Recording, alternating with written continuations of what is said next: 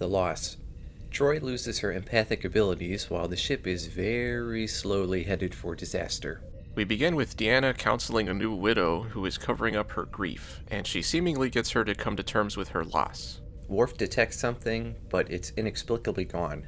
Data says a field of particles keeps appearing and disappearing. And Deanna starts having some kind of weird reaction.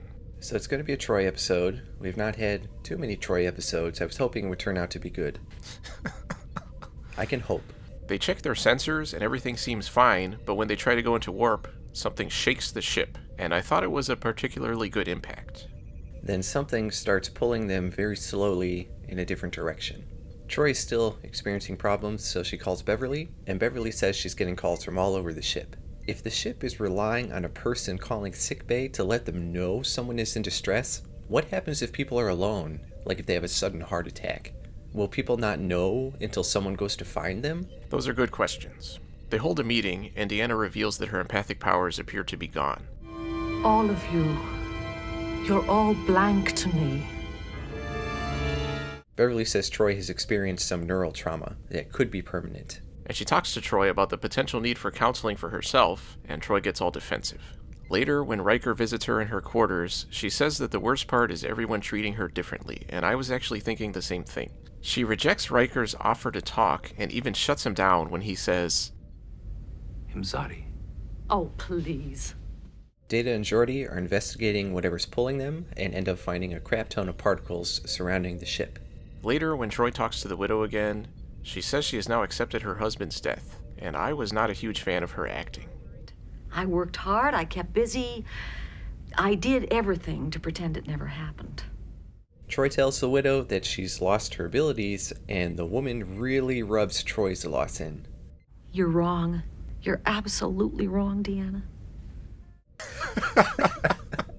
Data says the objects they detected exist entirely in 2 dimensions, which already doesn't make sense. And then Geordi says they are, quote, virtually flat. So which one is it? Are they 2-dimensional literally, or are they almost flat? It can't be both. And he's treating them like a bunch of f***ing children, so at least that part made sense. Geordi says they might be able to escape by jumping to warp 6, but then he adds something else that makes no sense. The laws of a 3-dimensional universe say it should work. Don't know about a 2-dimensional universe, though. Whatever. You're not a space engineer, you don't know how that shit works? Geordi says they might be alive, and Troi takes an offense to one of his comments. It's a shame we can't tell if they're sentient. What do you mean by that? What did you think about the concept in general, about them existing here? If they had gone farther into it, it could have been interesting, but they just treated it like, oh, it's just another thing we experience out here in space. And it didn't make any sense. Yes, I felt exactly the same way. I mean, that would have been one of the biggest things that they've ever encountered that would change their perception of all of reality, and they just kind of brush it off. Troi blows up at Beverly for not being able to fix her before she storms off, and at this point, my empathic abilities told me she was feeling angry. Troi finally gets the connection the writers were drawing between her and the widow, and she tells Picard she wants to resign. I liked Picard's reaction to realizing that yet another of his bridge officers is going to go the pouting little kid route.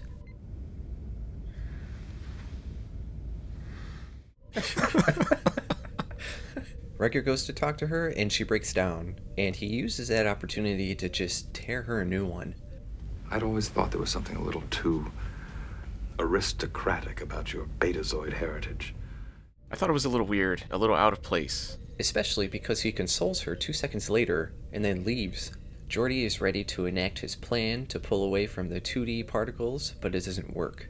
Data does detect a disruption in the field, and Picard suggests putting his findings into the Universal Translator, and I thought that was a pretty cool outside-the-box idea, even though it doesn't really do anything. Guinan talks to Troi and acts like she wants the counselor job, and Troi tries to tell her she couldn't do it, even though she's clearly better at it than Troi already. I get it. You're trying to make me see that I have other abilities to draw on.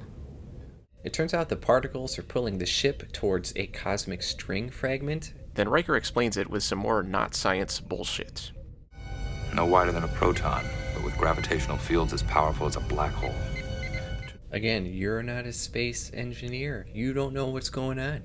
They try firing torpedoes, but nothing happens. The widow talks to Troi again, and we get some more clumsy writing. You made me realize I was doing exactly the same thing to myself as I was before, trying to hide from the pain. Picard asks Troi to help communicate with the field using her behavioral know-how and has her join Data to formulate a strategy. And for some reason, it's just the two of them working on it, even though they're all about to die. Troi then violently force-feeds us the connection between episode arcs. I feel as two-dimensional as our friends out there. In the universe, but barely aware of it. And I did laugh out loud when she said, We've been thinking in 3 dimensions. We have to get two-dimensional. "What the hell does that mean?" She suggests the particles moving towards a cosmic string is pure instinct, and it seems a little silly that nobody thought of that before. And they come up with the idea to simulate the vibrations of the cosmic string to deter the objects. And of course, instead of listening to the whole plan, Riker butts in with a dickish comment. Vibration, we're not talking about a violin, Data. No, Data's right. The plan doesn't work at first because that adds tension, but eventually it does. I like how Geordi has the sound of the frequency playing in engineering. I'm not sure that was necessary, and he has to yell over it the whole time, but it was pretty funny. They're slowing. Graviton wake field is collapsing. Troi senses that the objects wanted to go to the string, which we knew already, but for some reason that's supposed to serve as evidence that her powers are back. Hooray! Now she can go back to being the super helpful telepath she's always been. And she explains the loss away by saying, Such overwhelming intensity of emotion. When we first encountered them, it must have been more than my senses could process. I wonder if she can feel my rage right now at this episode. It's like watching a bad kids show with a heavy-handed message massaged into your head at the end with a sledgehammer. The loss. Overall, This episode was the worst one in a long time. Troi hasn't really been developed very much as a character up to this point, and this episode did nothing but drag her farther down. The idea of exploring how disabled people are treated by non-disabled people could have worked if Troi were handled in a way that made us empathize with her. And the attempts to show how she changes her way of thinking by talking to the widow were transparent and clumsy, as was everything else in this episode. The B-plot did the thing they've been doing lately where they throw a bunch of nonsense together and try to pass it off as science, which was even worse than the A-plot. I really hope they don't keep doing that. I can't think of a single reason to watch this episode. I gave it a D-. I give it a D+, so you finally have a chance to make Troi into more than she's been. What a missed opportunity. How about having her not get her abilities back by the end of the same episode she lost them?